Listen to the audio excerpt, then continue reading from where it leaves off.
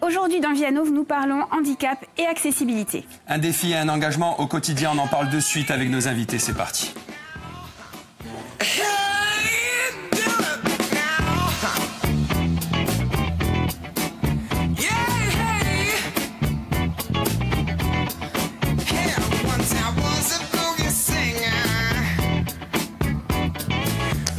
Bonjour à tous et bienvenue dans cette seconde partie de Vie à Nouveau. Au sommaire, ma chère Caroline. Vivre son handicap en Corse, mobilité, accessibilité, les choses changent, les modalités évoluent, mais beaucoup de choses restent encore à faire. On en parle avec nos invités. Et puis Laurent Vital sera avec nous également pour la chronique média. Et si vous voulez réagir, c'est avec le hashtag Vie à Nouveau. Vous nous posez toutes vos questions, nous y répondrons en direct avec nos invités.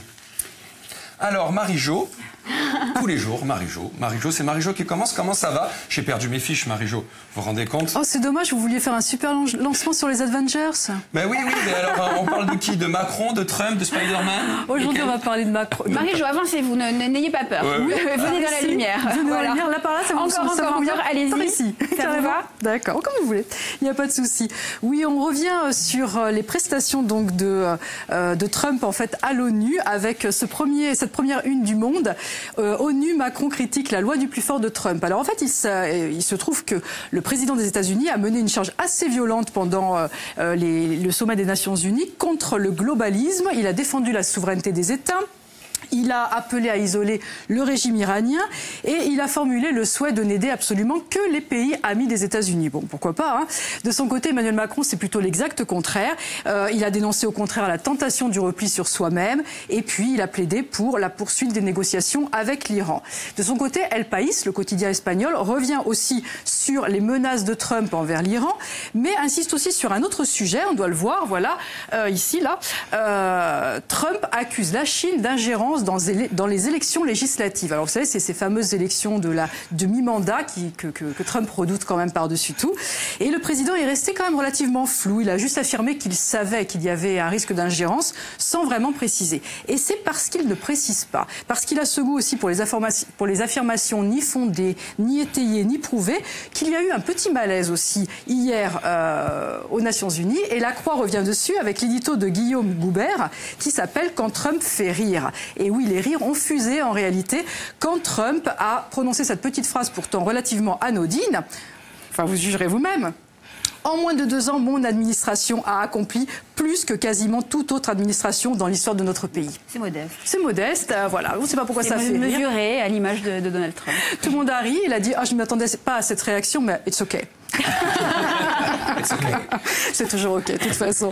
Voilà, alors effectivement, l'éditorialiste affirme surtout sur le manque de crédibilité du président qui déstabilise quand même nettement les relations internationales. Décidément, le monde de Trump, c'est surtout un one-man show géant. Mais carrément, carrément. Il ne peut pas s'en empêcher. Non. Allez, sans transition, parce que là, je ne pouvais pas vous écrire une transition. On saute vraiment du coq à l'âne. Enfin, on passe un peu.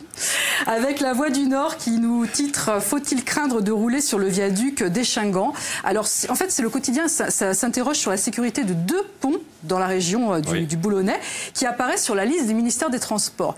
Après l'effondrement du viaduc autoroutier de Gênes, qui avait fait 43 morts le 14 août dernier, la ministre Elisabeth Borne avait promis la publication d'une liste en fait sur les 164 ouvrages de notre pays, type viaduc et pont autoroutier. Et en fait, il s'avère que 23 nécessitent des travaux et 2 nécessitent des travaux en urgence. Voilà, on va faire attention. Il va falloir faire vite, oui.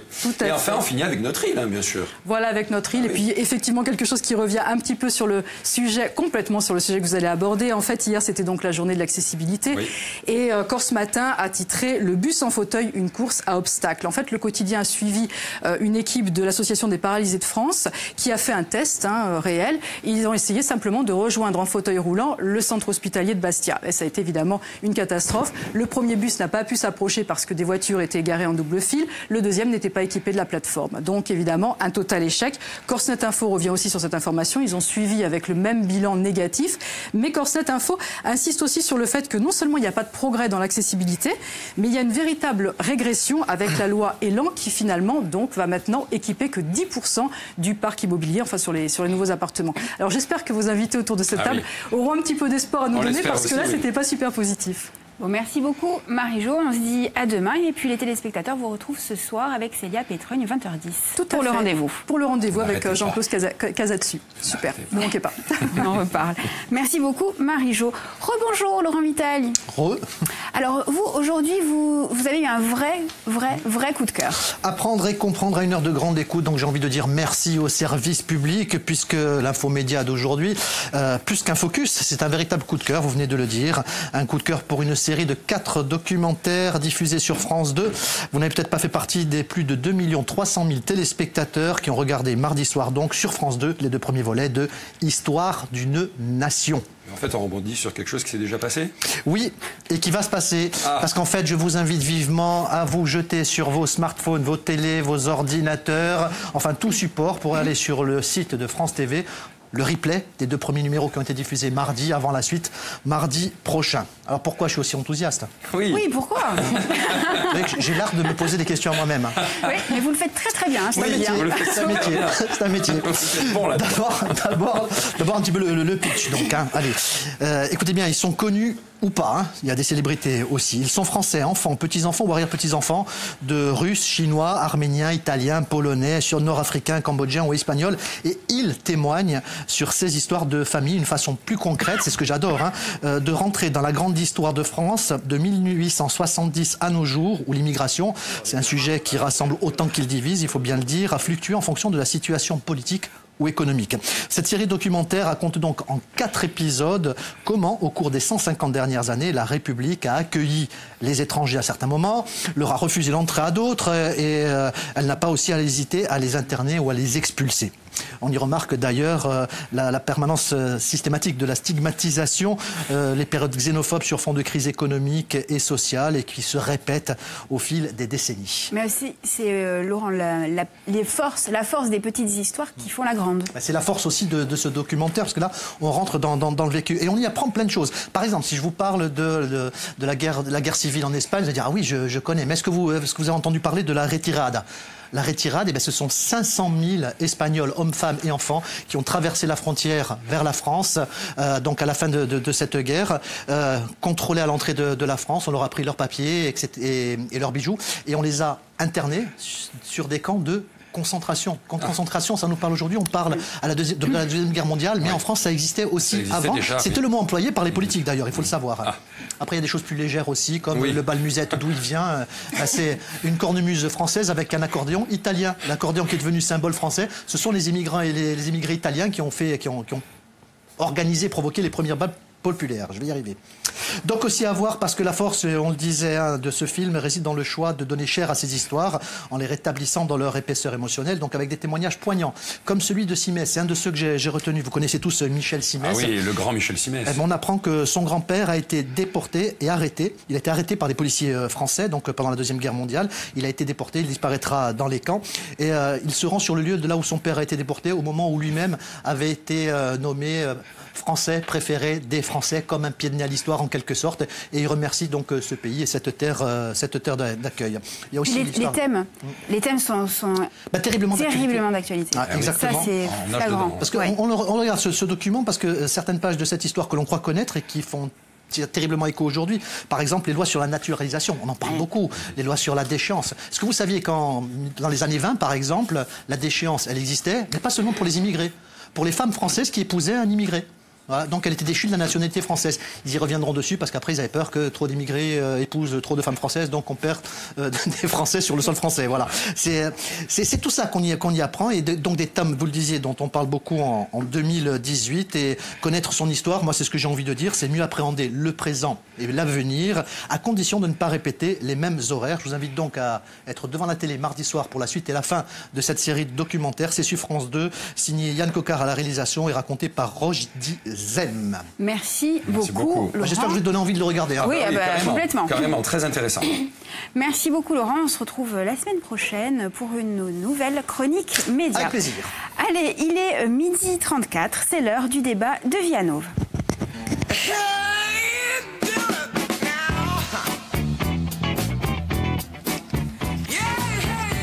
Au lendemain de la Journée nationale de sensibilisation à l'accessibilité, nous nous intéressons au quotidien des personnes en situation de handicap. La mobilité, la scolarité ou encore l'insertion professionnelle s'apparentent souvent à un parcours du combattant. Les choses changent, les mentalités évoluent, pourtant il reste encore beaucoup de travail à faire de la part des autorités publiques, mais pas seulement. Le handicap, c'est l'affaire de tous. En France, 12 millions de personnes sont concernées. En Corse, et selon l'ARS, elles seraient un peu plus de 9 000. Pour parler de leur engagement et de leurs actions, nous accueillons Isabelle Felicciage, conseillère municipale à la ville d'Ajaccio en charge des questions d'accessibilité et de handicap, Florent Letellier, directeur territorial des actions associatives de la Corse, Françoise Folage, présidente de l'association Art en Vol, et Christophe Blatrier de l'association des paralysés de France. Bonjour et bienvenue, merci d'avoir accepté notre invitation. Florent Letellier, on commence avec vous. La délégation corse de l'APF a participé hier à la journée de l'accessibilité, durant laquelle des actions ont été menées à Ajaccio et Bastia. Marie-Jo nous l'a dit tout à l'heure. L'idée était de pointer les retards dans la mise en œuvre de l'accessibilité, notamment dans les espaces urbain. Alors, quel bilan faites-vous de cette journée ? Alors, donc, maintenant c'est APF France Handicap. Notre APF logo, c'était validé par le Conseil d'État. Au niveau national, on a fait, donc, dans chaque délégation départementale, cette journée, on a voulu faire cette journée nationale parce qu'aujourd'hui, c'est la date butoir pour la fin des ADAP, les agendas d'accessibilité programmée de tous les établissements qui recueillent du public, ERP. C'est-à-dire que... Qu'ils soient privés ou publics, hein. Ça peut être des commerces, des écoles, des administrations. Ça va de la boulangerie, ça va du coiffeur, ça va du cabinet médical, oui, tout le monde est concerné. Jusqu'à la poste, jusqu'à un service public. Voilà. Donc là, normalement, alors c'est une suite de repoussoir, parce qu'en fait, la loi elle existe depuis 2005. En 2015, on avait déjà dit, voilà, il faut que tout le monde soit accessible. Donc en 2015, encore, on repousse, on a mis en place ces ADAP, c'est-à-dire que chacun dépose auprès de l'administration un agenda qui planifie les travaux à faire pour rendre l'accessibilité de l'établissement. Hier, donc c'était le 26, voilà. Tous les établissements recueillant du public doivent avoir déposé leur ADAP. Parallèlement à ça, cette journée voulait donc rappeler cet événement-là, mais aussi également protester vigoureusement contre la loi Elan qui est passée et qui dit que on était parti sur 100% de logements accessibles, donc ça permet à la personne en situation de handicap de choisir son endroit de vie, là où elle veut vivre, et là on est passé a priori à 10%. Donc on va y revenir un pur scandale. En détail. Isabelle Felicciage, alors il ne s'agit pas ici de relever tous les points négatifs, mais plutôt de dire comment ça va aller mieux. Voilà. Il y a quasiment un an, jour pour jour, la ville d'Ajaccio adoptait le plan PAV. Alors, plan de mise en accessibilité de la voirie et des espaces publics. Voilà. Donc, en clair, c'est les circulations piétonnes, les aires de stationnement, les arrêts de bus et l'espace urbain et public en général. Ça fait donc un an. Que s'est-il passé durant cette année ? Où en est-on ? Eh bien, il nous paraissait comme une évidence après avoir adopté les ADAP pour tous les bâtiments de la ville. Donc ça, c'est fait pour Ajaccio. 63 bâtiments, voilà, nous avons mis cette année, nous avons priorisé les écoles, les crèches. Et le mois prochain, la mairie annexe de Mézaville, le complexe Pascal Rossini, tout ce qui était vraiment un endroit où les enfants pouvaient accéder plus facilement. Parce que en fait, ce que dans notre politique du handicap, nous prenons en compte le handicap dès le plus jeune âge de la vie. C'est-à-dire que nous référençons déjà dans les crèches s'il y a des enfants avec un handicap pour pouvoir anticiper leur entrée à l'école, créer une PMR si on a besoin d'une PMR. Excusez-moi. Place pour personnes à mobilité réduite, quoi. Une place qui est dédiée aux personnes qui ont une carte. Et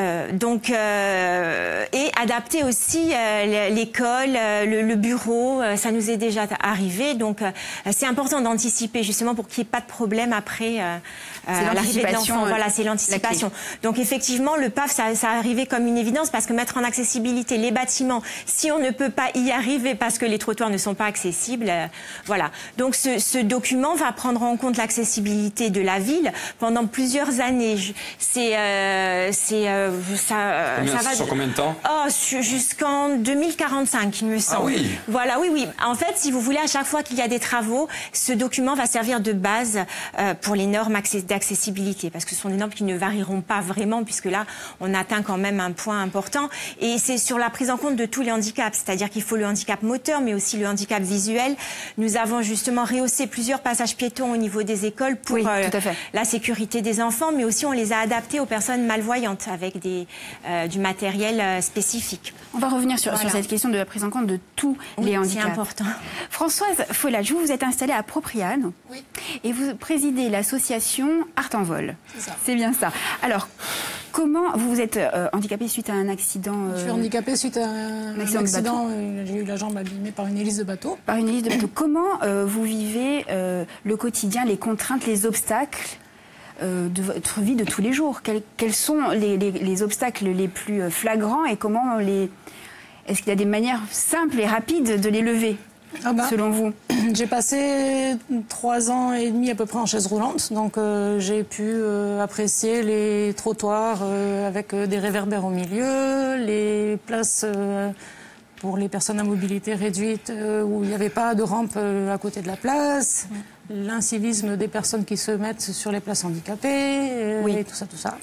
Oui, parce qu'il y a une responsabilité des autorités publiques d'aménagement, mais il y a aussi l'incivisme de chacun. C'est quelque chose quand même aussi. Parce que... Disons que dans ces plans d'accessibilité, il est prévu une partie sensibilisation, formation et sensibilisation. Formation du personnel, on en revient au bus, et en même temps sensibilisation de la population. Voilà, c'est un travail quotidien. Hélas. Oui. Même question pour vous, Christophe. Est-ce que la cité, ses infrastructures, ses équipements sont adaptés à votre handicap? Je suppose pas suffisamment, mais votre réalité du quotidien, vous? Malgré la loi de 2005, qu'il y a 13 ans que c'est normalement applicable, en pratique, on constate que malgré cette loi, l'accessibilité n'est pas encore là. Oui, donc il y a vraiment un retard dans l'application. Malgré les cabinets médicaux qui ne sont pas accessibles, les cliniques comme la clinique du Golfe et la clinique d'Ajaccio n'est pas accessible. Il y a encore beaucoup de travail. Malgré l'effort de la ville d'Ajaccio, que je reconnais qui a été faite, il y a beaucoup de choses restent à faire. Faire. Florian, Isabelle, c'est une réflexion. Les problématiques sont aussi nombreuses qu'il y a de cas de handicap. Vous en parliez, et malheureusement, il y a des contraintes structurelles en ville. On ne peut pas pousser les murs non plus.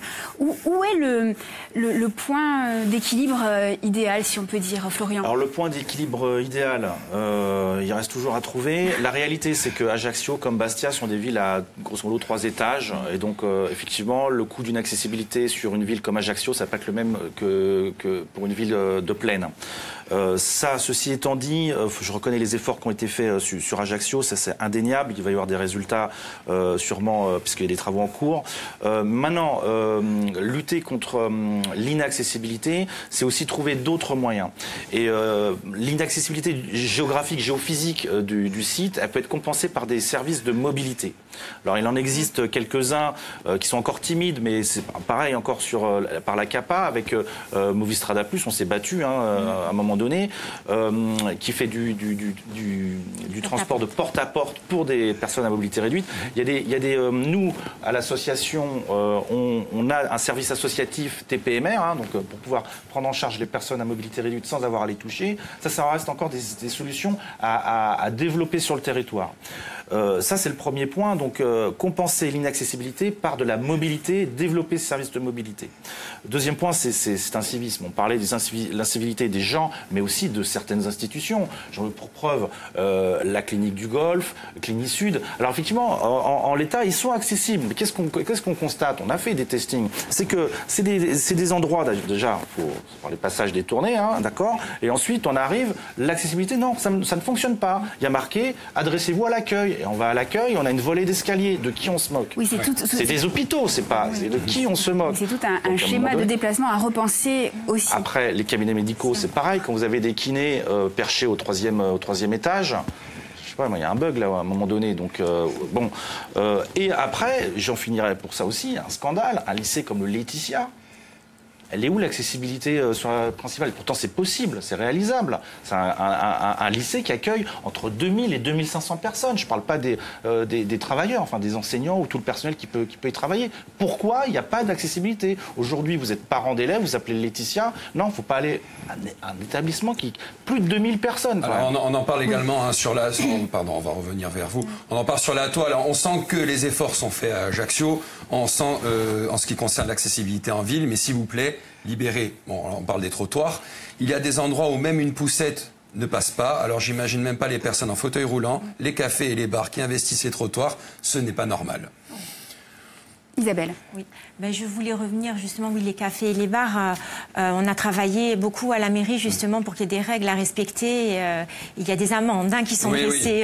Voilà, il faut savoir. Depuis quelque temps, c'est respecté quand même. Voilà, oui, puisque les amendes, ça fait toujours. C'est comme quand on ne mettait pas la ceinture et que maintenant on met la ceinture. Voilà, ça calme, exactement. Donc oui, je disais qu'on travaille en ce moment sur le plan de déplacement urbain qui va concerner toute la CAPA, enfin tout le Grand Ajaccio. Et ce plan de déplacement urbain prend en compte de nouvelles mobilités, justement, une façon de revoir la façon de se déplacer, parce qu'on a des grands bus par rapport à la ville d'Ajaccio, c'est peut-être un peu trop grand. Et je voulais vous inviter justement à le consulter, parce qu'il sera en période de consultation, comme le plan local d'urbanisme, c'est le même système. Hein. Il sera en période de consultation à la mairie d'Ajaccio et la mairie de Mezzaville, qui sera accessible à ce moment-là, du 4 novembre au 14 décembre. Voilà. Et là, il faudra nous faire remonter les problèmes que vous allez avoir. À la façon d'une enquête publique. Exactement, en fait. exactement. Françoise. Alors moi j'ai une question, mais plutôt que de faire remonter les problèmes, ma proposition, ça serait de mettre les élus ou les personnes en charge de ces travaux-là en fauteuil roulant pendant 24 heures et leur demander de se balader à... Alors, en fait, ce plan de déplacement, je ne sais pas si vous avez trouvé quelque chose à redire, parce que nous avons fait appel à un bureau d'études des personnes qui sont du continent et qui sont spécialisées là-dedans. Il y a un volet accessibilité sur lequel j'ai travaillé personnellement avec un collègue à la CAPA. Et justement, on a repris le PAV qui avait été fait par ce bureau d'études, donc il ne peut pas y avoir d'erreur. Et en même temps, on a recensé dans les villages aux alentours les places PMR, mais les villages aussi, c'est encore plus compliqué. Comme vous le disiez, il y a un problème aussi, la mairie d'Ajaccio, par exemple, on a un problème avec les architectes de France, parce que il y a des monuments historiques, je dirais, qui ne sont pas, on ne peut pas les adapter, on doit faire avec. Alors on parle à des initiatives publiques, il y a aussi des initiatives privées, les associations qui se mobilisent. Françoise, vous présidez l'association Art en Vol, c'est ça? L'association Art en Vol, elle a pour but de lutter contre l'exclusion en mettant en œuvre ou en aidant des personnes handicapées à mettre leurs projets artistiques à exécution. Ça peut être par exemple, des gens qui ont perdu leur travail, qui se retrouvent isolés chez eux, leur payer une formation au métier de l'art. Ça peut être simplement mettre en valeur leurs travaux artistiques comme des photos, des peintures, en créant des expositions, et voilà. Et l'idée, c'est donc de présenter ces gens-là en premier comme des artistes et non pas comme des personnes handicapées. De faire passer leur côté artistique avant ce que tout le monde voit. Qui peut être défini par ça, en fait. C'est ça l'objet. On a parlé des handicaps qui sont malgré tout visibles. Qu'en est-il de l'accessibilité pour les handicaps qui ne sont pas visibles, et cognitifs et mentaux ? Isabelle, à Ajaccio. Ils sont essentiellement visuels, mais ils sont pris en compte, en fait, si vous voulez. Ce sont des indications simples pour le handicap mental, par exemple. Et on a pris aussi, je vais revenir à deux handicaps, c'est l'autisme et la maladie d'Alzheimer. La mairie a pris un arrêté pour permettre aux personnes qui se déplacent des établissements spécialisés d'éviter les embouteillages en prenant la voie de bus. Donc ça, c'est un arrêté spécifique pris par la ville, justement, prendre en compte ces handicaps de troubles du comportement. On peut rajouter aussi les handicaps psychiques, parce qu'il y a beaucoup de problèmes psychiques. Enfin, le handicap psychique, c'est le mal-être. Il y a des personnes qui peuvent faire des crises des fois dans la rue. Donc nous, justement, on a créé un conseil local en santé mentale pour pallier à ces problèmes, parce que quand vous êtes confronté à ça, les pompiers ne veulent pas intervenir, la police ne veut pas intervenir, et il faut vraiment que ça soit un travail d'équipe, et tous ensemble, on a mis en place justement une procédure pour pallier à ces problèmes qui peuvent arriver malheureusement. Florian, votre priorité, selon vous? Pour agir tout de suite là maintenant. C'est l'accessibilité, hein, c'est le point primordial. Vous voyez des personnes en situation de handicap autour de vous? Non. Ben voilà, vous avez répondu. Pourtant, elles y sont. Il y a au moins 1000 personnes en fauteuil sur Ajaccio. Le problème, c'est que déjà, elles peuvent pas descendre de chez elles, parce que sur du bâti ancien, elles peuvent pas descendre. Donc après, il faut qu'elles aient accès à la cité. Alors, il y a des travaux qui sont en cours. C'est pas Ajaccio, on va dire, le pire. Bastia, là, avec les reportages qu'on a, ça leur pique les yeux. Parce que c'est une honte. Bonjour à la municipalité, mais il faut qu'ils réfléchissent, qu'ils se réveillent un peu aussi par rapport au reportage. Au-delà de ça, après, si on se projette encore dans le rural, là, on perd quoi? 100 ans en arrière. Donc, c'est juste pas possible. L'accessibilité, c'est la clé numéro 1. Après, j'entends des gens, oui, ben voilà, moi j'ai mon poste de travail, il est adapté. Mais ça sert à quoi qu'il soit adapté, ton poste de travail, si tu peux pas venir y travailler? Donc, la réalité, c'est ça. Donc, c'est vraiment avant de pouvoir s'épanouir, par exemple, pour venir dans ton association, c'est bien, on est en haut de la pyramide de Maslow, on se projette, on se réalise, mais il faut pouvoir y aller. Et voilà. Et si on n'a pas de transport associatif comme le nôtre, eh ben on n'y va pas. Oui. Donc c'est pas juste, c'est pas équitable. Donc les lois comme la loi Elan, je voudrais revenir parce que c'est vraiment le fondement. On a 10 secondes. De notre protestation et de notre journée. Où il y a un recul sur l'accès au logement. Enfin, les établissements publics, je ne parle pas forcément municipaux, hein, mais comme des lycées, comme l'Académie du Corse. À l'Académie de Corse, on va rigoler. Donc voilà, c'est vraiment l'enjeu, c'est que tout le monde s'y mette à un moment donné.